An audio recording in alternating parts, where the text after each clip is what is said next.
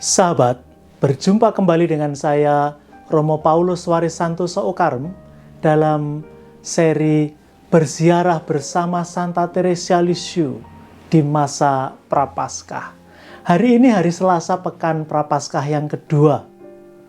Kita akan merenungkan mengenai hati seorang anak yang menaruh kepercayaan penuh kepada Allah, kepada sabda Tuhan.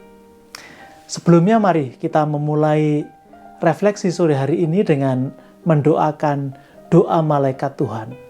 Demi nama Bapa dan Putra dan Roh Kudus. Amin.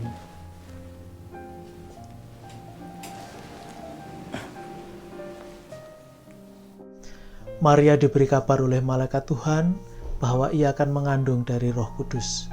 Salam Maria, penuh rahmat Tuhan sertamu, terpujilah engkau di antara wanita, dan terpujilah buah tubuhmu Yesus. Santa Maria Bunda Allah, doakanlah kami yang berdosa ini, sekarang dan waktu kami mati. Amin. Aku ini hamba Tuhan, terjadilah padaku menurut perkataanmu. Salam Maria, penuh rahmat Tuhan sertamu, terpujilah engkau di antara wanita, dan terpujilah buah tubuhmu Yesus.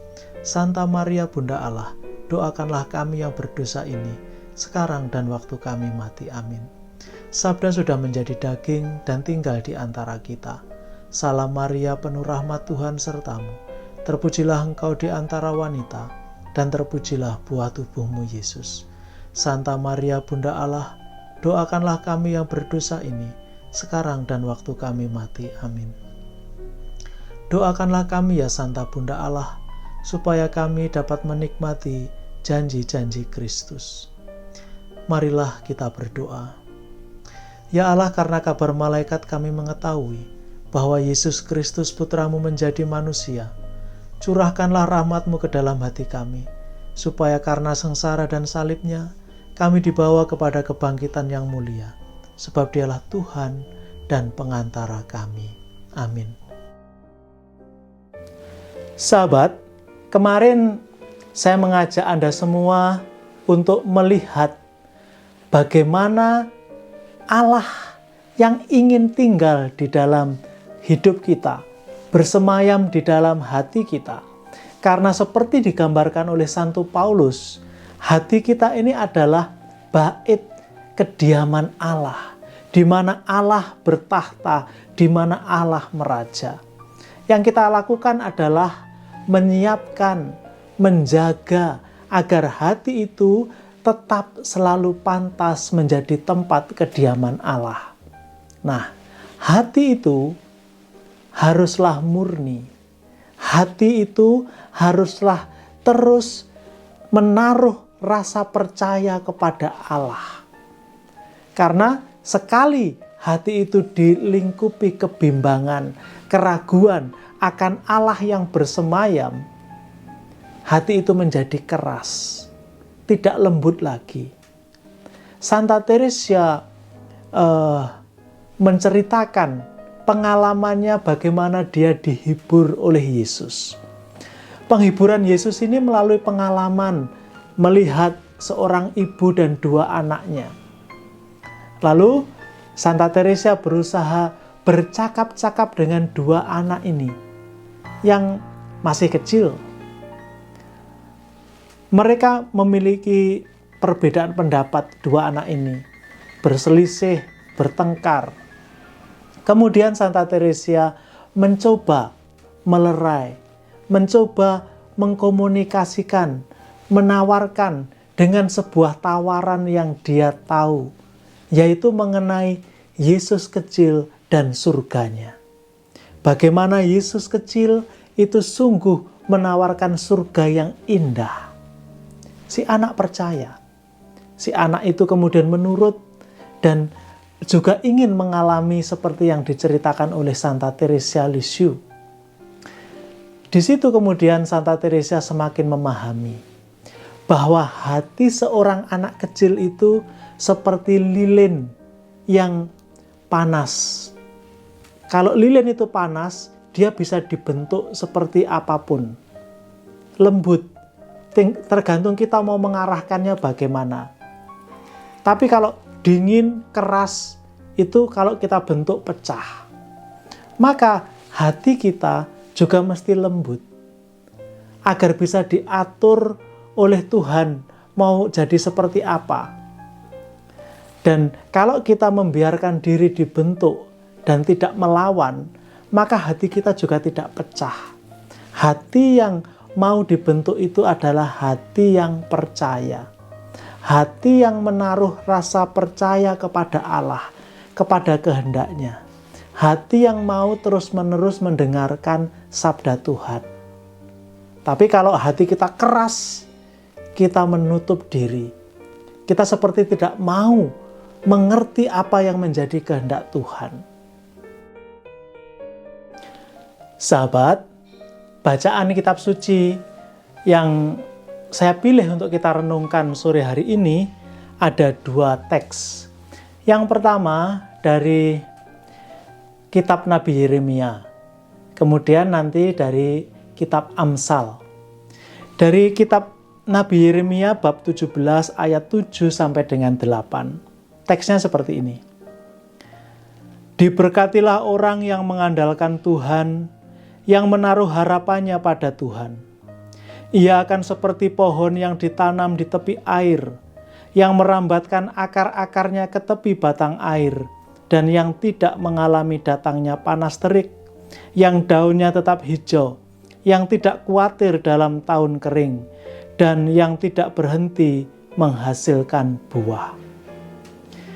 Yang kedua dari kitab Amsal, bab 3, ayat 5 sampai dengan ayat 6. Percayalah kepada Tuhan dengan segenap hatimu, dan janganlah bersandar pada pengertianmu.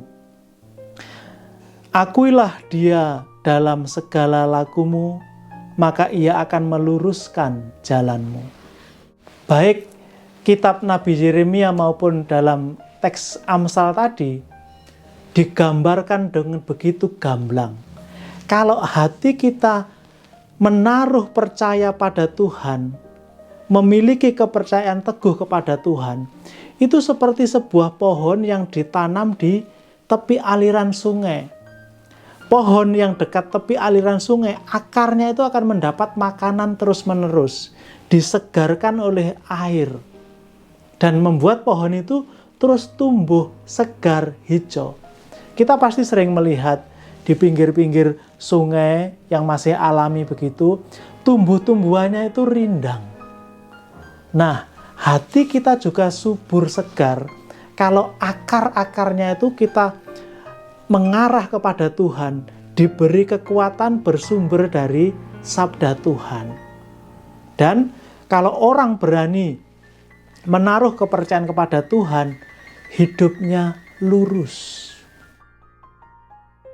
Sebagai aksi Prapaskah hari ini, saya mengajak untuk merenungkan kembali teks yang beberapa hari yang lalu sudah kita baca, yaitu teks mengenai Santo Petrus yang melihat Yesus berjalan di atas air, kemudian ingin berjalan, lalu karena dia takut dan bimbang, dia tenggelam. Jadi teksnya itu dari Injil Matius bab 14 ayat 22 sampai 33. Kita renungkan, kita baca lagi, mengapa Santo Petrus bisa tenggelam? Kita tahu di sana karena dia takut. Kemudian kita juga tahu bagaimana Yesus menegur Petrus. Lalu kita tempatkan diri kita sendiri kalau kita menjadi Petrus. Sahabat, mari kita akhiri refleksi sore kita hari ini dengan mendoakan doa masa Prapaskah. Demi nama Bapa dan Putra dan Roh Kudus. Amin. Allah Bapa yang Maha Baik, kami bersyukur kepadamu atas masa Prapaskah yang Kau anugerahkan kepada kami. Meski belum semua dari kami dapat langsung hadir di gerejamu seperti masa-masa sebelumnya. Lewat masa Prapaskah ini, Engkau mengingatkan kami untuk menyadari segala kebaikan-Mu. Selama masa Prapaskah ini, Engkau melimpahkan rahmat untuk menyegarkan iman kami. Engkau mengajak kami bertobat, menyesali kekurangan dan dosa-dosa kami. Engkau mendorong kami untuk melepaskan diri dari belenggu nafsu yang menyesatkan. Engkau mengajar kami untuk hidup sederhana, mensyukuri segala anugerah-Mu, dan membantu orang-orang yang menderita. Selama masa Prapaskah ini, Engkau membimbing para calon baptis yang akan bersatu dengan kami melalui sakramen baptis. Dan sambil mendampingi mereka, kami pun Kau ajak menyegarkan rahmat baptisan yang pernah kami terima dari-Mu.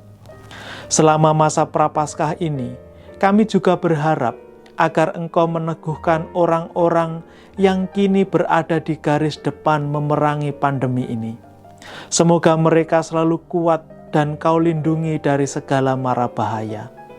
Berkatilah keluarga mereka juga, agar senantiasa sehat senantiasa.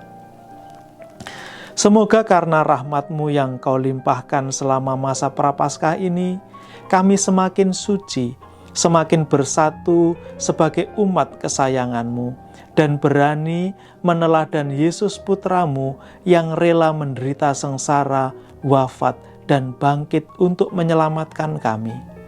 Ingatlah juga akan mereka yang telah menjadi korban pandemi. Terimalah arwah mereka dalam pangkuan-Mu. Berikanlah berkat kesembuhan juga bagi mereka yang sekarang sedang sakit. Semua ini kami haturkan kepadamu melalui perantaraan Kristus Tuhan kami. Amin. Demi nama Bapa dan Putra dan Roh Kudus. Amin.